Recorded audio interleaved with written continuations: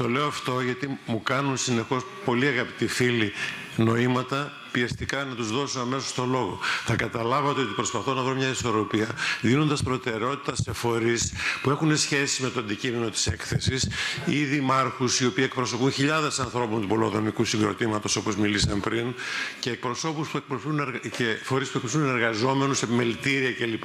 Που έχουν μια μεγάλη γκάμα που εκπροσωπούν. Αυτό είναι ένα αντικειμενικό θεσμικό συγκριτικό πλεονέκτημα που δίνει μια προτεραιότητα στο ενδιαφέρον. Παρ' όλα αυτά, επειδή δέχτηκα αυτό που είχα πει πριν από τον κύριο Ζέρβα, μια παρατήρηση φιλική, δεν πρέπει να ξεχνάμε πως είναι μια συνεδρία του Δημοτικού Συμβουλίου και έχει ενδιαφέρον και από αυτούς τους φιλοξενούμενους μας να ακούσουν και οι τηλεθεατές από τη Δημοτική Τηλεόραση να ακούσουν τι πιστεύουν οι παρατάξεις του Δημοτικού Συμβουλίου. Επομένως, ας μου επιτρέψουν οι εκλεκτοί καλεσμένοι μας, οι οποίοι έχουν έρθει και από την Αθήνα, από το ΣΕΤΕ, από το Σύνδεσμο Βιομηχανιών Ελλάδος, ο κ. Σταύρου, από την Ένωση Ξενοδόχων. Τι λένε ξενοδόχοι της πόλης μας? Είναι εδώ ακόμη ο κ. Μανδρίνος ή έχει φύγει? Έφυγε, μπορεί να ξαναγυρίσει. Το Convention Center, το Convention Bureau που δουλεύει μέσα στην έκθεση, από το Μουσείο Μοντέρνας Τέχνης που και αυτή είναι μέσα εκεί. Ας κάνουν λίγο υπομονή στο σημείο αυτό, γιατί πρέπει να ακουστούν και οι απόψεις των παρατάξεων του Δημοτικού Συμβουλίου.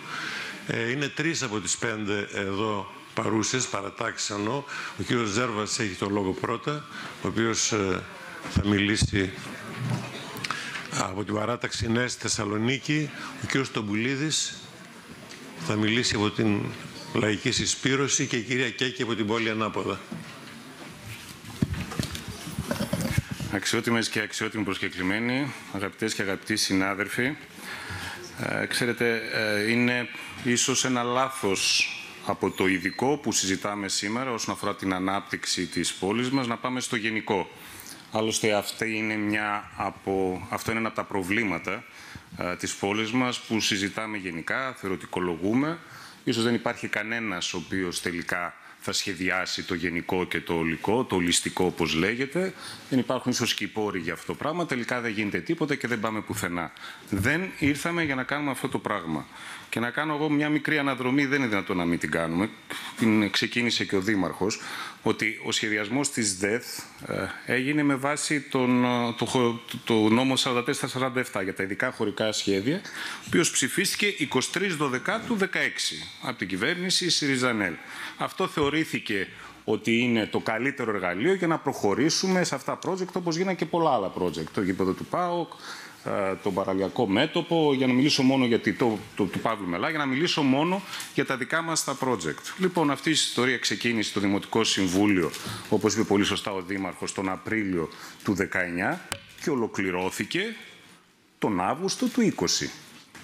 Είχαμε, όπως υπόθηκε και δόθηκε στις διαφάνειες, τον αρχιτεκτονικό διαγωνισμό τον 7ο του 21 και είχαμε το προεδρικό διάταγμα επίσης τον 7ο του 21.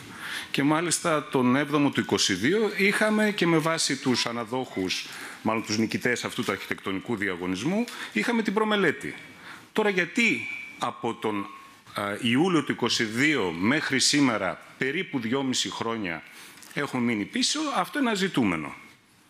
Εγώ αυτό έρχομαι να στυλιτεύσω.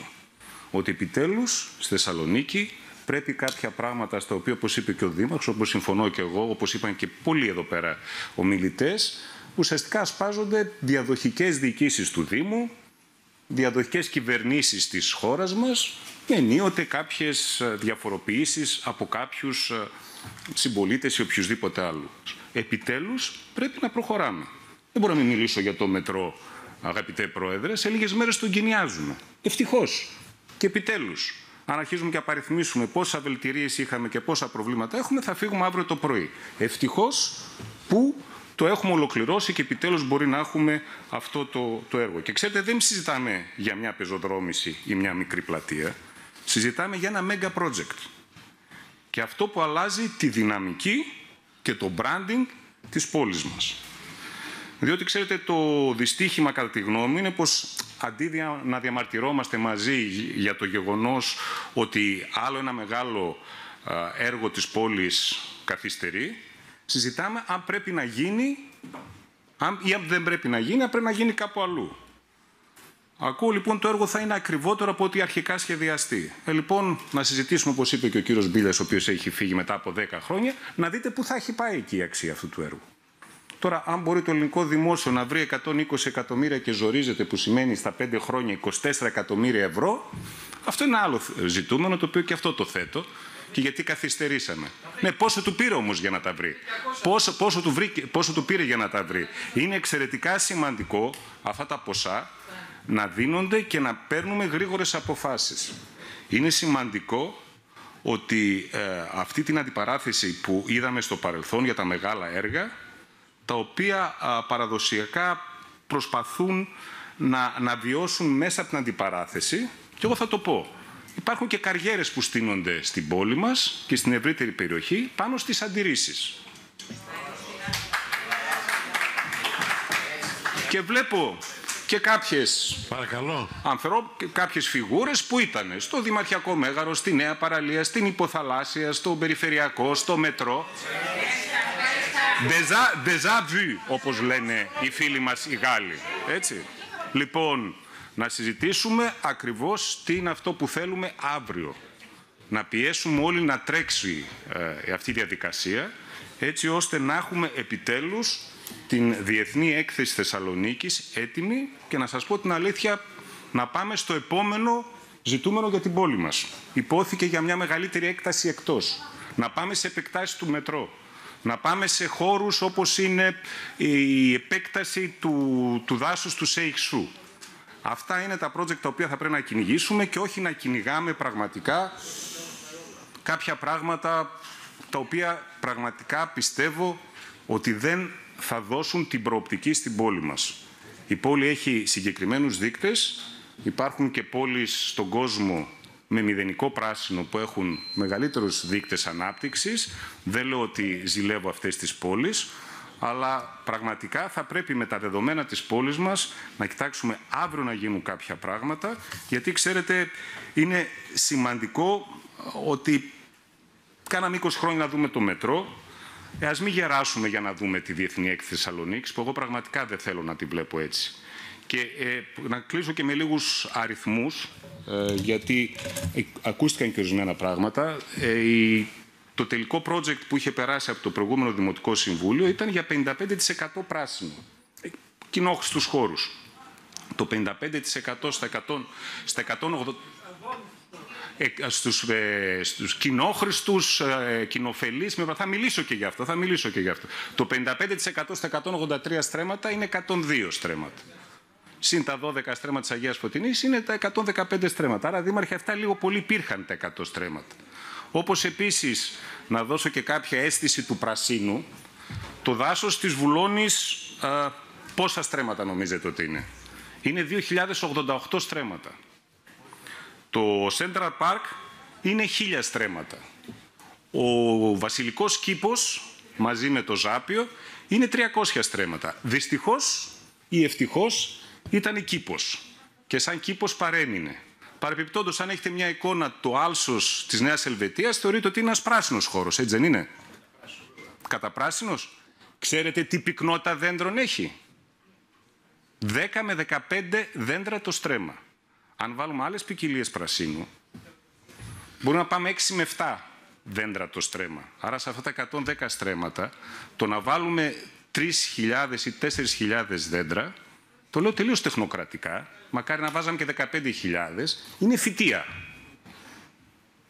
Άρα να ξέρουμε πραγματικά τεχνοκρατικά αυτό το πράγμα που μπορεί να γίνει και πρέπει να γίνει. Πραγματικά θέλουμε, και αυτή είναι η δικιά μας άποψη, και αυτό υπηρετήσαμε στην προηγούμενη θητεία, συνεχίζοντας την προηγούμενη διοίκηση και πιστεύω αυτό θα κάνει και επόμενη, μέσα στο 2026 να εγκαινιαστεί, να θεμελιωθεί, έτσι ώστε να προχωρήσει σύντομα στην πενταετία η λειτουργία της νέας διεθνούς εκθέσεως, με όλες αυτές τις δυνατότητες που έχει, με το υπόγειο πάρκινγκ, με το πράσινο, όποιο πράσινο υπάρχει, με δυνατότητα προβολής της πόλης μας, γιατί και αυτό είναι κάτι πολύ σημαντικά, με καινούργια πράγματα που γίνονται, και να προγραμματίζουμε παράλληλα τα επόμενα μεγάλα project της πόλης μας. Ευχαριστώ. Ευχαριστούμε τον κύριο Ζέρβα. Ο Βασίλης Τομπουλίδης έχει το λόγο από τη Λαϊκή Συσπήρωση.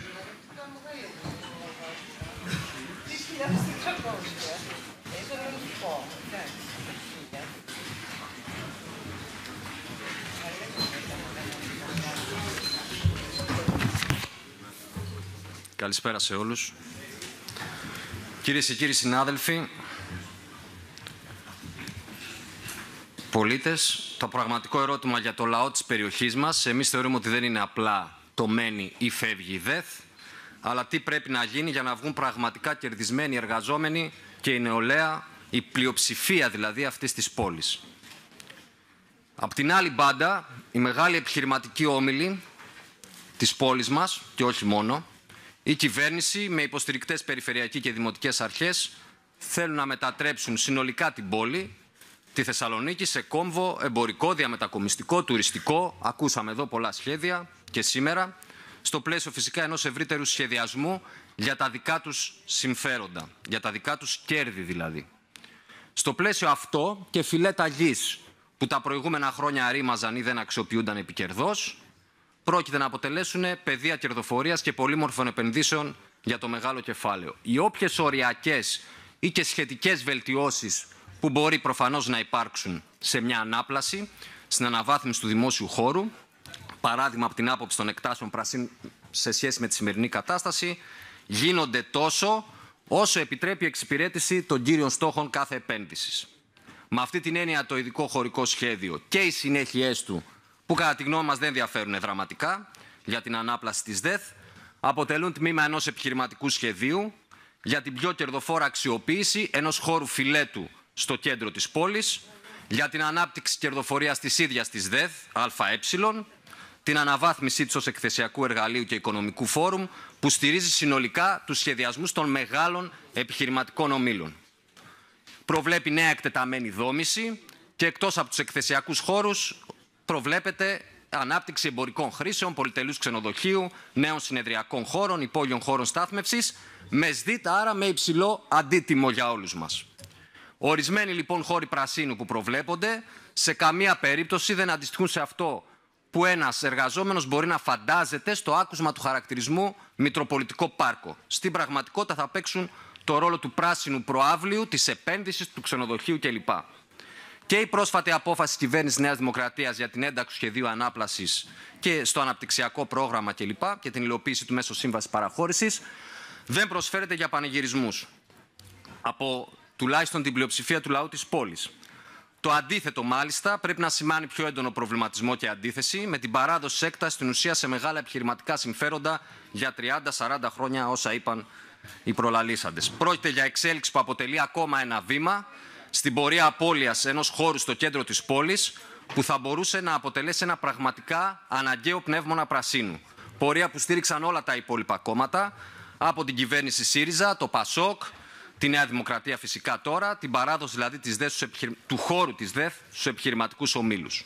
Ταυτόχρονα αποτελεί πρόκληση η στήριξη με κρατικό χρήμα αυτών των επιχειρηματικών επενδύσεων που σχεδιάζονται για την υλοποίηση της ανάπλασης, τα 150 ή 200 εκατομμύρια τέλος πάντων που θα είναι δημόσια συμμετοχή, την ίδια στιγμή που το Υπουργείο Υποδομών λέει πως οι πόροι είναι πεπερασμένοι για αναγκαία για το λαό έργα υποδομών, για αντιπλημμυρική προστασία, ή δεν δίνεται ούτε δεκάρα τσακιστή για αντισυσμική προστασία, οι πόροι για τη σχολική στέγη δίνονται με το σταγονόμετρο, αλλά βρίσκονται 150-200 εκατομμύρια για να υποστηριχθεί η σύμβαση παραχώρησης σε ανάδοχο, ο οποίος θα κερδοφορεί στην πρώην δημόσια έκταση με χρηματοδότηση από εθνικούς και ευρωπαϊκούς πόρους, δηλαδή με χρήματα του ελληνικού λαού και των λαών της Ευρώπης.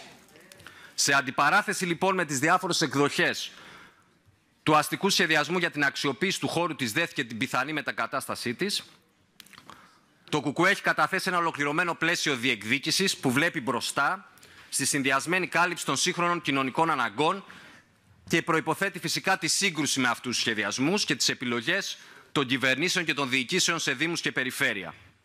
Και διεκδικούμε μεταξύ άλλων τώρα έφυγε ο Δήμαρχος και χωρίς επαναστατικές αλλαγές για να μην μου κάνει πάλι κριτική ο Δήμαρχος, τώρα διεκδικούμε σε αυτό το σύστημα να μην προχωρήσει η υλοποίηση αυτού του εγκεκριμένου ειδικού χωρικού σχεδίου που στερεί τη δυνατότητα για αξιοποίηση ενός χώρου ζωτικής σημασίας προς όφελος του λαού, τελευταίου ίσως στην πόλη όπως είπαμε και προηγούμενοι, καμία σκέψη για αξιοποίηση του χώρου της ΔΕΘ για τουριστικές, ξενοδοχειακές, εμπορικές χρήσεις με το μανδύα του Μητροπολιτικού Πάρκου, να μετατραπεί ο χώρος ΔΕΘ πραγματικά σε Μητροπολιτικό Πάρκο με ταυτόχρονη δυνατότητα για αθλητικές και πολιτιστικές χρήσεις δραστηριότητες, να διασφαλιστεί αυτό με συγκεκριμένο χρονοδιάγραμμα και κρατική χρηματοδότηση που θα εξασφαλίσουν ταυτόχρονα και το αναγκαίο προσωπικό για τη συντήρηση και αναβάθμιση του πάρκου, καμία σκέψη για ΣΔΙΤ και ανταποδοτικές χρήσεις, να κατοχυρωθεί πολεοδομικά χαρακτηριζόμενος ελεύθερος χώρος αστικού πρασίνου, να μελετηθούν ταυτόχρονα η αντιπλημμυρική προστασία της ευρύτερης περιοχής του κέντρου της Θεσσαλονίκης και η ένταξη του χώρου της ΔΕΘ στο σχέδιο πολιτικής προστασίας ως χώρου εκτόνωσης πληθυσμού σε περίπτωση σεισμού.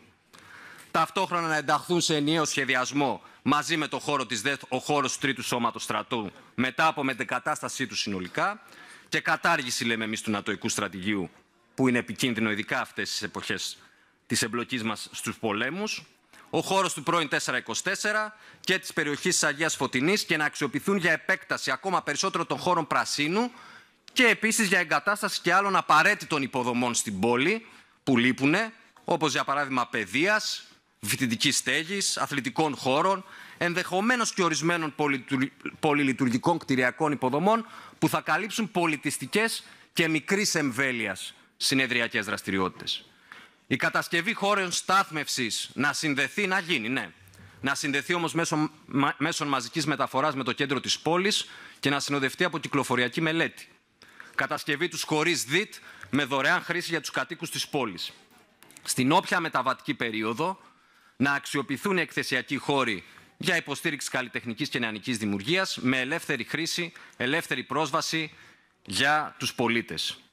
Για τη μετεκατάσταση που γίνεται λόγος και συνολικά για τις υποδομές λειτουργίες αυτής της εκθεσιακής δραστηριότητας που μιλάμε σήμερα, της ΔΕΘΑΕ, εμείς λέμε ότι δεν πρέπει να επιβαρυνθεί ξανά ο λαός και από κρατική χρηματοδότηση και από τον κρατικό προϋπολογισμό.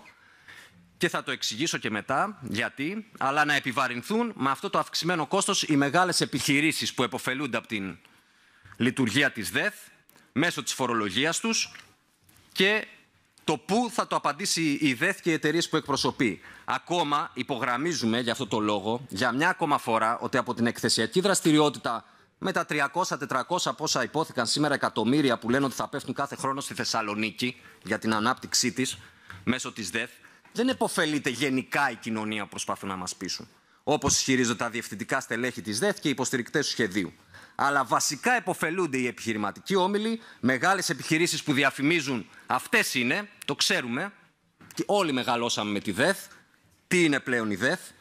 Οι επιχειρηματικοί όμιλοι και μεγάλες επιχειρήσεις που διαφημίζουν τα προϊόντα υπηρεσίες τους, το ξενοδοχειακό κεφάλαιο, αλλά και αυτοί που θα εμπλακούν πλέον στην κατασκευή και συντήρηση, αν προχωρήσει, της αναπλασμένης ΔΕΘ. Η όποια τόνωση, θα το ολοκληρώνω, Πρόεδρε, η όποια τόνωση της τοπικής αγοράς τις μέρες διεξαγωγής των βασικών εκθέσεων είναι προσωρινή, αβέβαιη και ανεπαρκή σε κάθε περίπτωση και δεν διασφαλίζει το μέλλον αυτοαπασχολούμενων και μικρών επαγγελματιών σε κλάδους διάφορους εστίασης, κατασκευών, μεταφορών κλπ. Της πόλης. Απορρίπτουμε το ψεύτικο δίλημμα που μπαίνει από κάποιους ότι ο δημόσιος χώρος είτε θα αξιοποιείται με τους όρους που επιθυμούν οι επιχειρηματικοί όμιλοι, είτε θα συνεχίζεται η υποβάθμισή του. Η έλλειψη πρασίνου και ελεύθερων χώρων στην πόλη οφείλεται ακριβώς στην προηγούμενη ασίδωτη δράση του κεφαλαίου, που τώρα ψάχνει κερδοφόρα διέξοδο σε επιλεκτικές αναπλάσεις δημόσιων εκτάσεων φυλέτων που του παραχωρεί το κράτος. Άρα η αξιοποίηση της δημόσιας γης προς όφελος των λαϊκών συμφερόντων προϋποθέτει σίγουρα ριζική αλλαγή πορείας σε πολιτικό, οικονομικό και κοινωνικό επίπεδο, έναν άλλο δρόμο ανάπτυξης που θα έχει στο επίκεντρό την κάλυψη των σύγχρονων κοινωνικών αναγκών και όχι την κερδοφορία των επιχειρηματικών ομίλων. Γι' αυτό λέμε ότι πρέπει να δυναμώσει η πραγματική λαϊκή αντιπολίτευση, το εργατικό λαϊκό κίνημα, η σύγκρουση με την κυβέρνηση και αυτά τα σχέδια, στο δρόμο για την ανατροπή της σημερινής βαρβαρότητας, με το λαό πρωταγωνιστή στην εξουσία και στην οργάνωση της οικονομίας στην υπηρεσία των λαϊκών αναγκών. Και κάτι τελευταίο για να κλείσω. Οι τεράστιες δυνατότητες που γεννά σήμερα η ανάπτυξη τεχνολογίας και των επιστημών έχουν όντως δημιουργήσει προϋποθέσεις για μείωση του χρόνου εργασίας. Σε μια τέτοια όμως κοινωνία, όχι σαν τη σημερινή, που παλεύουμε, σε αντίθεση με τη σημερινή βαρβαρότητα, γιατί κάποιοι από τους επιχειρηματίες εδώ μίλησαν για το πώς θα χαίρονται με χρήματα στην τσέπη οι εργαζόμενοι το πάρκο, σε αντίθεση με τη σημερινή βαρβαρότητα των 12 ώρων, των 2 δουλειών και της δουλειάς μέχρι τα βαθιά γεράματα, ακόμα και των συνταξιούχων, για να τα βγάλουμε πέρα, που έχουν νομοθετήσει οι κυβερνήσεις της Νέας Δημοκρατίας, του ΣΥΡΙΖΑ, του ΠΑΣΟΚ για τα συμφέροντα αυτών των μεγαλοεπιχειρηματιών. Με αυτή την έννοια, ναι, μπορεί να υπάρξει μια κοινωνία που θα είναι θεσμοθετημένο με αυτή την ανάπτυξη της τεχνολογίας και των επιστημών, το 7ωρο, το 5ωρο και το 35ωρο, και τότε θα υπάρχει πραγματικά ελεύθερος χρόνος για όλους, για μια δημιουργική αξιοποίησή τους σε πάρκα και σε άλλες δραστηριότητες. Ναι, κλείνω. Λοιπόν, με αυτή την έννοια υπάρχουν πολλά παραδείγματα που πραγματικά σε πόλεις όντως της Ευρώπης και σοσιαλιστικές πόλεις, δεν θα αναφέρω τώρα γιατί δεν υπάρχει χρόνος, που γίναν πραγματικά μητροπολιτικά πάρκα, χωρίς επιχειρηματικές δραστηριότητες και κέρδη. Αυτό δεν μπορούν να το υπηρετήσουν οι σημερινές κυβερνήσεις και οι σημερινές δημοτικές και περιφερειακές αρχές, ακριβώς γιατί η έγνοια τους είναι να εξασφαλιστούν τα κέρδη του επενδυτή με το βλέμμα στραμμένο στις τσέπες μας. Ωστόσο, η πείρα υπάρχει, η γνώση υπάρχει. Το πρόγραμμα που έχει το ΚΚΕ και σε αυτή τη διακυβέρνηση θα συμβάλλει, μπορεί να ικανοποιήσει σύγχρονες διευρυνόμενες ανάγκες του λαού, που μέσα σε αυτές είναι να έχει και ελεύθερους χώρους, πράσινους χώρους για αξιοποίηση του ελεύθερου χρόνου. Ήδη. Το λόγο έχει η Μαρία Κέκη από την πόλη Ανάποδα.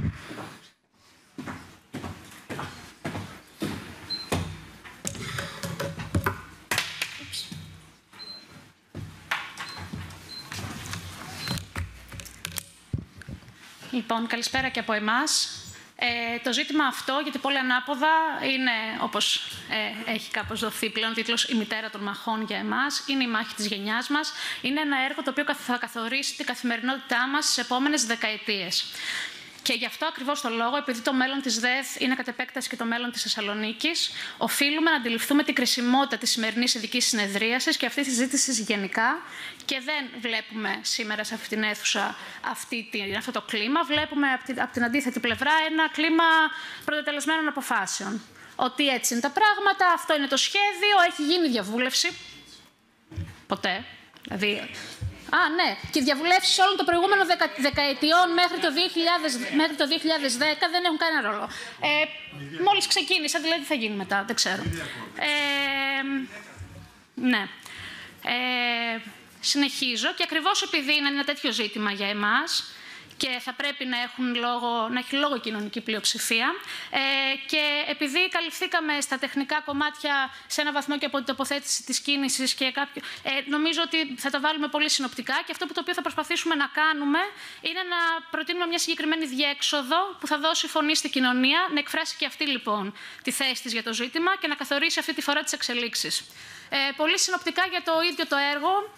Πρέπει να λέμε και να τονίζουμε ότι δεν πρόκειται για μια επιτόπου ανάπλαση, πρόκειται για ένα σχέδιο real estate. Αυτή είναι η πραγματικότητα, διότι ο χώρος της ΔΕΘ συνεχίζει και αντιμετωπίζεται ως ένα φιλέτο, το οποίο οικοπεδοποιείται, εκποιείται και δίνεται προς εμπορική εκμετάλλευση. Μιλάμε φυσικά για το ξενοδοχείο, για το εμπορικό, για το υπόγειο πάρκινγκ, για την εκθεσιακή δραστηριότητα που χαρίζεται και φυσικά όλα αυτά, όλη αυτή η αξιοποίηση η οικονομική έρχεται μέσα σε ένα χαρισμένο οικόπεδο, για το οποίο δεν δίνεται ευρώ. Έτσι. Στον προϋπολογισμό λοιπόν δεν υπολογίζεται αυτή η αξία του οικοπαίδου της ΔΕΘ, το οποίο προσφέρεται στον επενδυτή έτσι δωρεάν, 160 στρέμματα λοιπόν τζάμπα, στο καλύτερο σημείο της πόλης και πιθανότατα με μια αντικειμενική αξία πολύ μεγαλύτερη και από τον προϋπολογισμό τον ίδιο αυτού του έργου. Η δικαιολογία βέβαια είναι ότι με αυτόν τον τρόπο μόνο εξασφαλίζεται η συμμετοχή του ιδιώτη. Ναι. Και εδώ εμείς οφείλουμε να ρωτήσουμε, με τα 200 εκατομμύρια άμεσης και έμεσης κρατικής χρηματοδότησης, δεν επαρκούν λοιπόν αυτά για την μετεγκατάσταση της ΔΕΘ και τη μετατροπή του χώρου της υπάρχουσας σε Μητροπολιτικό Πάρκο ενιαίο? Όχι, δεν μπορούν. 200 εκατομμύρια. Και το ερώτημα που έρχεται μετά από αυτό είναι με ποιο δικαίωμα λοιπόν η διοίκηση της ΔΕΘ και η κυβέρνηση χαρίζουν ένα τέτοιο κομμάτι της πόλης σε ιδιωτικό συμφέρον. Αν μιλήσουμε για το περιβαλλοντικό σκέλος, τα πράγματα είναι σαφέστατα και οι προτάσεις οι οποίες γίνονται σήμερα είναι εκτός πραγματικότητας. Η πόλη έχει απελπιστική ανάγκη από πράσινο, απελπιστική ανάγκη από ελεύθερο χώρο. Αυτό είναι μια αντικειμενική πραγματικότητα που στα λόγια όλοι εδώ μέσα συμφωνούμε. Αλλά όταν έρχεται η ώρα για πράξεις, πάντα κάτι άλλο είναι προτεραιότητα. Είναι προτεραιότητα ένα ακόμα κτίριο, είναι προτεραιότητα ένας ακόμα δρόμος, είναι προτεραιότητα ένα ακόμα τσιμέντομα. Ακόμα και σε νέα έργα που έρχονται τώρα και θα έπρεπε να κοιτάνε μακριά, τύπου το έργο στους Σταύλους του Παπάφη, και αυτό νέα τσιμεντώματα.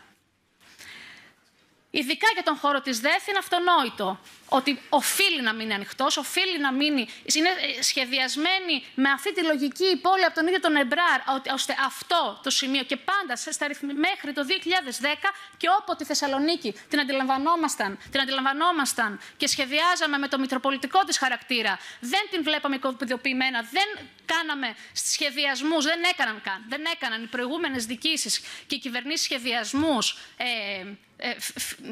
με την αντίληψη αυτήν, αλλά προέβλεπαν μια πιο συνολική πορεία. Η ΔΕΘ ήταν ένας ελεύθερος χώρος πρασίνου και σχεδιαζόταν η μετεγκατάσταση εκτός του αστικού ιστού, του ΚΕΤ. Οπότε για εμάς είναι αυτονόητο αυτό, με όλες τις προεκτάσεις που μπορεί να έχει στην καθημερινότητα, στην ποιότητα ζωής, στην υγεία των κατοίκων. Για να μπορεί αυτή η πόλη επιτέλους να αναπνεύσει. Αυτό φυσικά συνδέεται και με την κατάσταση όλη στο κυκλοφοριακό, που με ποιον ακριβώς τρόπο, αντί να σχεδιάζουμε την ελάφρυνση, την απομάκρυνση του κέντρου από τα ΙΧ, προσκαλούμε και άλλα αυτοκίνητα. Το έχουν πει, το έχουμε ξαναπεί, το έχουν πει και άλλοι, ακόμα και σήμερα εδώ μέσα.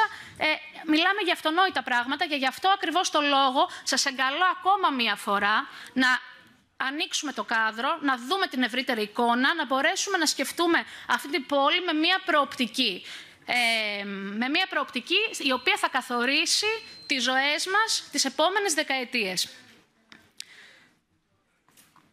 Στην εποχή της κλιματικής κρίσης, λοιπόν, όταν κάθε σύγχρονη πόλη προσπαθεί να ανοίξει τα ρέματά της, να απελευθερώσει το έδαφος, να μειώσει τις δομημένες και καλυμμένες επιφάνειες, εμείς προγραμματίζουμε να χτίσουμε 4 τσιμεντένια μεγαθύρια μέσα στον τελευταίο ελεύθερο χώρο, πάνω στη κήτη ενός ρέματος, και να δημιουργήσουμε έναν τσιμεντένιο φράχτη που θα αποκόβει τον αερισμό της πόλης. Αυτό πάμε να κάνουμε.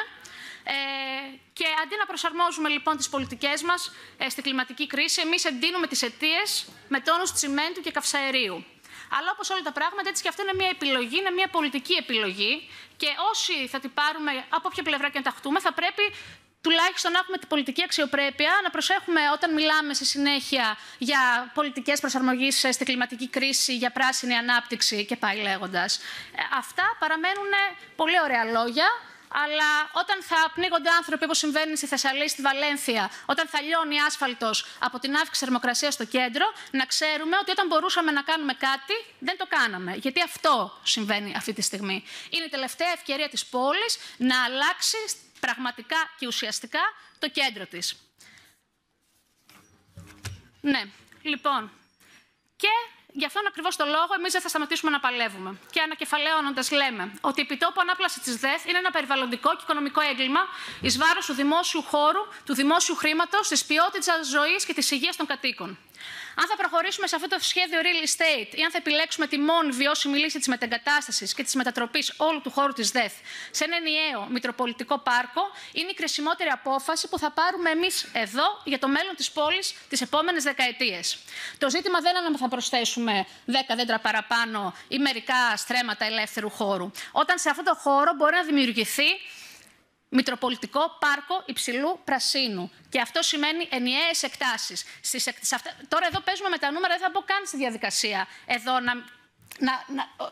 όλο αυτό το πράγμα που συμβαίνει. Έτσι, δηλαδή λέμε 54 στρέμματα, η καλυμμένη έκταση, μόνο ο απόλυτα δομημένος χώρος. Και ερχόμαστε και τους βαλιάζουμε το τι θα πει ελεύθερος χώρος, ακάλυπτη έκταση και τι θα πει δάσος, αστικό δάσος, υψηλού πρασίνου, Μητροπολιτικό πάρκο δηλαδή. Και παίζουμε με τα νούμερα. Αυτό συμβαίνει. Η πραγματικότητα όμως δεν είναι αυτή. Και σε αυτό το ζήτημα, ακριβώς επειδή είναι ένα ζήτημα το οποίο αφορά 100% τις ζωές μας, είχαμε κληθεί προεκλογικά να πάρουμε θέση όλες οι παρατάξεις. Και εμείς, και η Λαϊκή Συσπήρωση και η παράταξη του κύριου Πέγκα, είχαμε πάρει ξεκάθαρη θέση υπέρ της μετεγκατάστασης. Η παράταξη του επερχόμενου δημάρχου είχε πάρει θέση σαφής υπέρ της επιτόπου ανάπλασης. Η παράταξη του νυν δημάρχου είχε πάρει σαφή θέση υπέρ της μετεγκατάστασης και νέα ΔΕΘ έξω από την πόλη, μετεκλογικά μετατοπίστηκε και αυτή τη στιγμή έχουμε μείνει στα παζαρέματα του πράσινου χώρου. Να τα ξαναδιαβάσω. Το έχω ξανακάνει. Σε προηγούμενο Δημοτικό Συμβούλιο δεν θα φάω το χρόνο μου με το να τα ξαναδιαβάσω τις δηλώσεις. Δεν υπήρχε στο προηγούμενο Δημοτικό Συμβούλιο παράταξη Αγγελούδη, ομάδα για τη Θεσσαλονίκη. Αυτή είναι. Αυτή υπάρχει. Για τις προεκλογικές μας δηλώσεις με βάση τις οποίες μας ψήφισε ο κόσμος.